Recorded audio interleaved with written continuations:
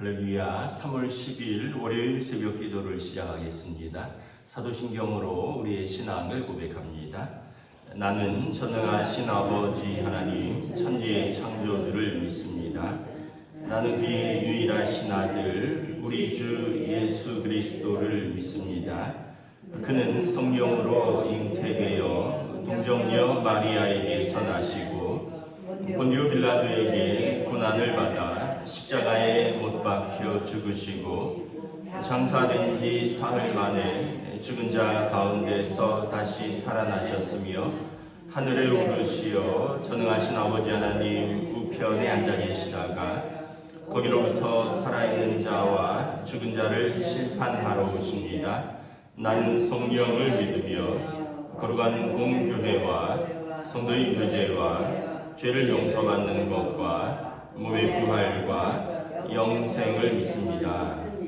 아멘. 찬송가 250장 찬양하시겠습니다. 찬송가 250장입니다.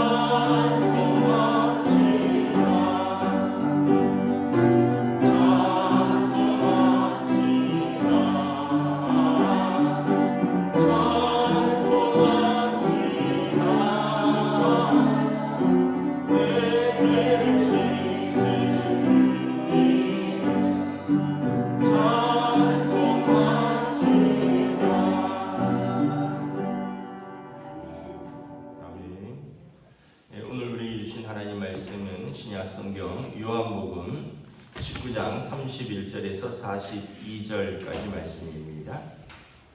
요한복음 19장 31절에서 42절까지 말씀입니다. 다 찾으신 줄 알고 저와 여러분들이 한 절씩 교도하도록 하겠습니다. 요한복음 19장 31절에서 42절입니다.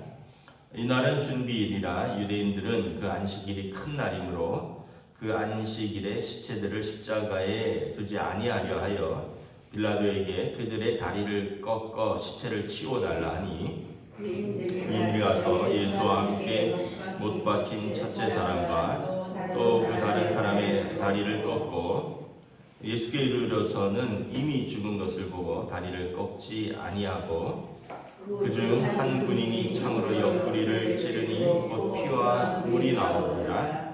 이를 본 자가 증언하였으니 그 증언이 참이라. 그가 자기의 말하는 것이 참인 줄 알고 너희로 믿게 하려 함이라. 이 일이 일어난 것은 그 뼈가 하나도 꺾이지 아니하리라 한 성경을 응하게 하려 함이라. 또 다른 성경에 그들이 그 찌른 자를 보리라 하였느니라. 아리마대 사람 요셉은 예수의 제자이나 유대인들이 두려워 그것을 숨기더니 이후에 빌라도에게 예수의 식체를 가져가기를 구하며 빌라도가 허락하는지라. 이에 가서 예수의 식체를 가져가니라. 일찍이 예수께 밤에 찾아왔던 니고데모도 모략과 침향 섞은 것을 100리트라쯤 가지고 온지라. 이에 예수의 식체를 가져다가 유대인의 장례 법대로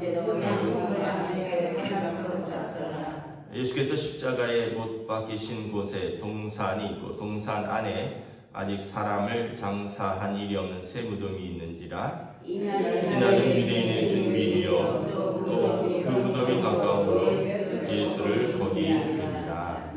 아멘. 할렐루야. 새로운 하루, 새로운 한 주가 시작되었습니다. 하나님께서 은혜와 평강으로 함께 해주시기를 축복합니다. 예수님께서 이제 빌라도의 사형 언도에 의해서 이제 십자가에서 달리시죠. 31절에 보면 이날은 준비일이라. 어떤 준비일이냐면 이제 그 유월절 준비일을 말하는 것입니다. 유월절은 그 이제 유대인들이 이집트에서 종노릇하다가 하나님께서 해방시킨 날이죠. 그래서 유월은 넘어가다라는 뜻인데 유월절 어린 양의 피를 이제 집 문설주와 좌우 인방에 바르면 이집트에서 죽음의 사자가 그 집을 넘어갔다. 10번째 재앙 장자의 죽음을 넘어간 것을 말하는 거죠. 그래서 이 날은 유월절은 준비일에 뭘 하냐면 어린 양을 잡는 겁니다. 어린 양을 유월절, 왜냐하면 어린 양을 잡아서 그 피를 바를 때 이제 유월하는 거거든요. 이제 과월 넘어가다라는 거죠. 근데 이제 이날은 또 안식이라고 겹치죠. 그래서 큰 날이라 유월절은 이제 유대력으로 음력 1월 14일입니다. 그러니까 뭐 유대력 음력이기 때문에 우리로 말하면 이제 부활절하고 겹치는데 이것은 무엇을 의미하냐면 예수님께서 유월절 어린 양으로 오셨다는 것을 말하는 것이죠. 유월절 어린 양이 죽어서 그 피를 흘릴 때 그 죽음의 사자가 넘어갔던 것처럼 하나님의 아들이 유월절 어린 양으로 오셔서 모든 저와 여러분들 인류의 죄를 위하여 피를 흘릴 때 속죄의 은혜가 있는 것을 의미하는 것입니다.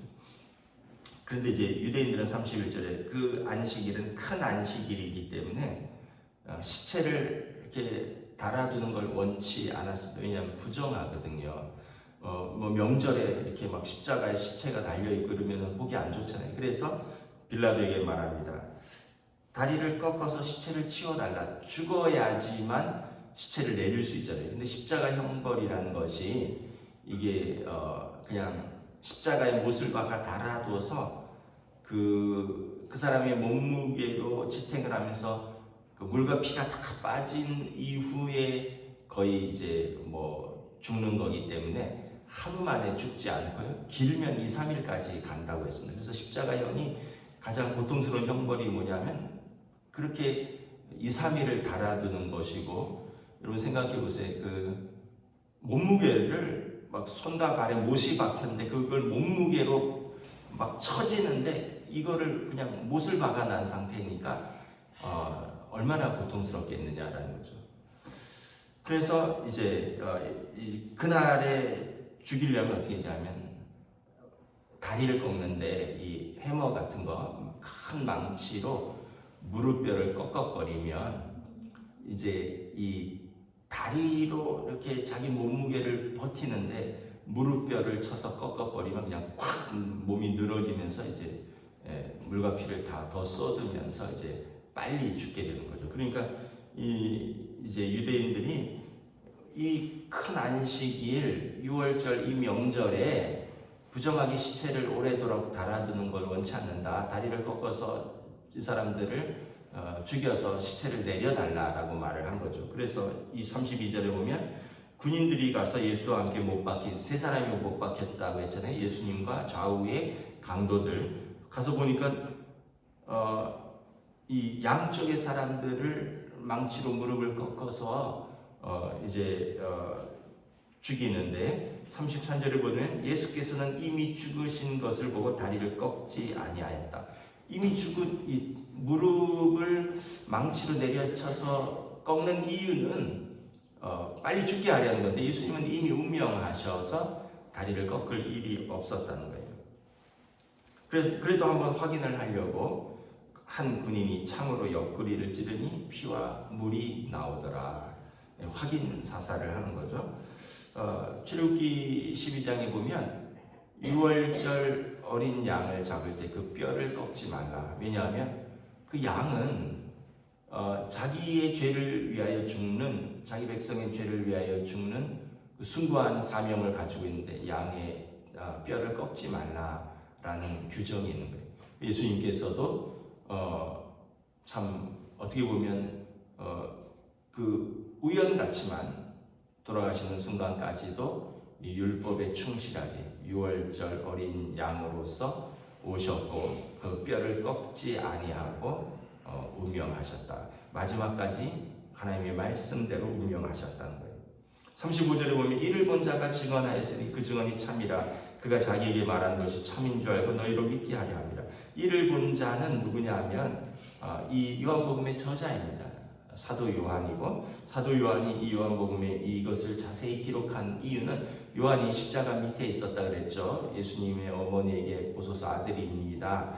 또 요한에게는 내 어머니라 이렇게 말했던 이 사도 요한인데, 그가 이것을 기록한 이유는 너희도 믿게 하려 합니다. 예수님께서 하나님의 어린 양으로 오셔서 저와 여러분들의 죄를 위하여 죽으신 것을 믿게 하려 합니다. 그래서 36절에 이 일이 일어난 것은 그 뼈가 하나도 꺾이지 아니하리란 성경을 응하게 하려 합니다. 이것은 아까 말씀드린 출애굽기에 있는 그 6월절 어린 양은 뼈를 꺾지 아니하리라는 그 율법이고, 또 37절에 또 다른 성경에 그들이 그 찌른 자를 보리라. 이것은 이제 스가랴서 12장 10절에 선지자가 말한 이제 메시아의 그 어떤 그 관한 예언입니다. 그를 찌른 자도 보리라. 예수님께서 창에 찔린 것을 모든 사람이 보았다라는 것입니다. 예수님께서 이제 운명하시고, 그럼 이제 장례를 치러야 되잖아요. 38절에 보면 아리마대 사람 요셉이 있는데, 이 아리마대 사람은 지역입니다. 아리마대 지역의 요셉은 이 사람은 큰 부자입니다. 그가 예수의 제자이나 유대인이 두려워 그것을 숨기다가 이 일 후에 빌라도에게 예수의 시체를 가져가기를 구하며 빌라도가 허락하는지라 이에 예수의 시체를 가져가는지라. 이 아리마대 사람 요셉은 자기의 무덤을 내어준 사람입니다. 지금이나 또 그때나 자기 무덤을 이렇게 준비하는 것은 가장 또 정성을 쏟는 거고요. 또 많은 돈을 들이는 거죠. 유대인들은 가족묘입니다. 가족묘라는 것은 이제 그냥 말 그대로 이렇게 뭐 할아버지 돌아가시면 거기에 묻고, 할머니 돌아가시면 거기에 묻고, 또 세월이 지나서 아버지 돌아가시면 또 거기에 묻고. 그래서 아브라함이 산 그 마므레 앞 그 막벨라 굴에 아브라함, 사라, 뭐 이삭, 리브가 다 이렇게 묻혀 있는 것처럼 가족묘인데, 그러니까 이거는 자기 무덤을 내줬거든요. 그러니까 얘기는 이 사람이 부자이기도 하고 또 예수님을 향한 마지막 그 사랑과 헌신을 보여주었다.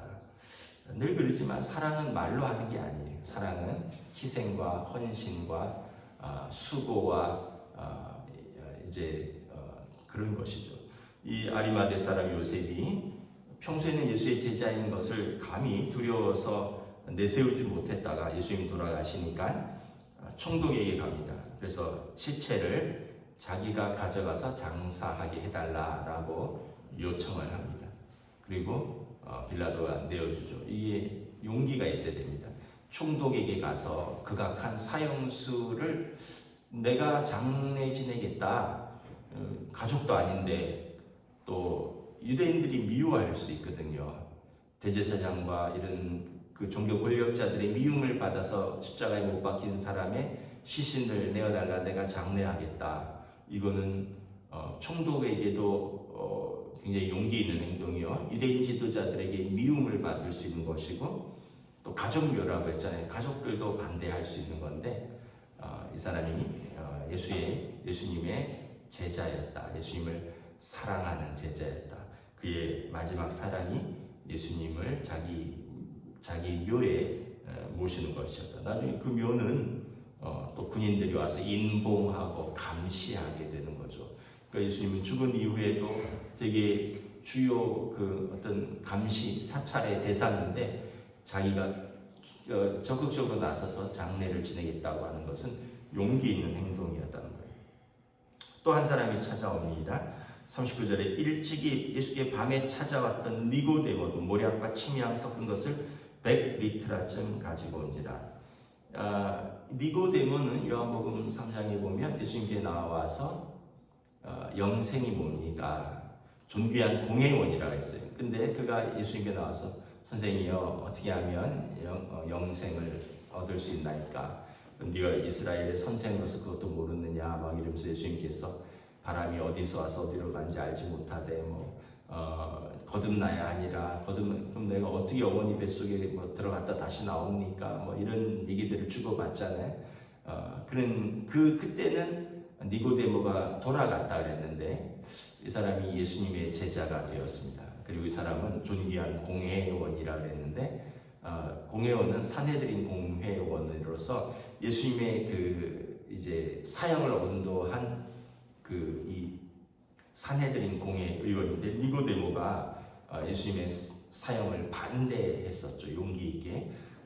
그가 이제 예수님을 입관하기 위해서, 입관할 때는 영을 하잖아요. 그래서 모량과 침향 섞은 것을 100리트라쯤 가지고 온지라. 그래서 이거는 이제 모략, 침향 이런 거는 이제 그 기름과 향내 나는 것으로서 예수님의 시신을 닦고 입관하기 위해서 한 3kg쯤 가져왔다는 겁니다. 그러니까 이 사람도 자기 체면, 또 사람들의 시선, 저 국회의원이 죽은 예수의 제자였단 말이야. 이런 비난, 이러한 어떤 시선을 무릅쓰고 예수님의 시체를 가져다가 40절에 유대인의 장례법대로 그 향품과 함께 세마포로 쌌더라. 그래서 41절에 예수님께서 장사한 이 무덤은 새 무덤, 아직 사람이 장사한 일이 없는 새 무덤이라. 그러니까 아리마대 사람 요셉이 자기 가족을 위해서 준비한 새 무덤이었다. 그래서 우리가 예수님의 마지막 숨겨진 두 제자를 볼 수 있죠.